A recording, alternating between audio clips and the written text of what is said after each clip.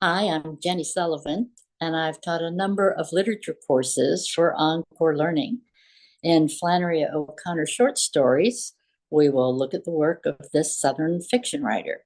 The stories we will discuss are Revelation, Good Country People, A Good Man is Hard to Find, and Parker's Back. O'Connor was a 20th century Georgia writer who died of lupus in 1963 at the young age of 39. A Catholic in the Protestant South, she wrote about redemption and the grace of God. But her prophets of God are on the spectrum from the unattractive to the downright grotesque.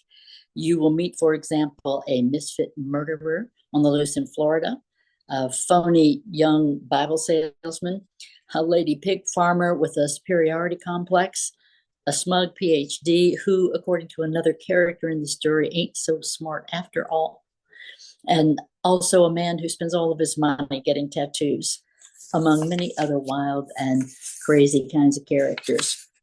Mother Teresa once said that Jesus comes into her shelter off the streets of Calcutta every day in one of his, quote, wretched disguises. Flannery O'Connor said that they are all through her stories, quote, slouching toward Bethlehem to be born. Perhaps unexpectedly, her stories are often wildly funny. These characters are so far from perfect that she had a great time describing them. In Good Country People, she says that Mrs. Hopewell had no bad qualities of her own, but she was able to use other people's bad qualities in such a constructive way that she never felt the lack.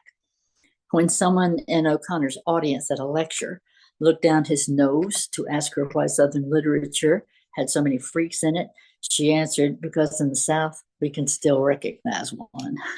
All of her stories are online. Just Google them. Or you might want to invest in the Library of America's Flannery O'Connor's collected works, where you'll find more stories, her two novels, and selected essays and letters. Her essays and letters are wonderful and give insight into her worldview and her artistic vision. I'll introduce material from them in our discussions because she speaks so eloquently and entertainingly, and her stories give you get more insight into her stories. They have more impact once you know a little bit of how her mind works. On the first day, I'll give you an introduction that includes a video of her life and work that showed on PBS. Then I will outline the order in which we will take each story, one story a week. It will be a lot of fun. It will never be dull. I'm looking forward to it, and I hope to see a lot of you there.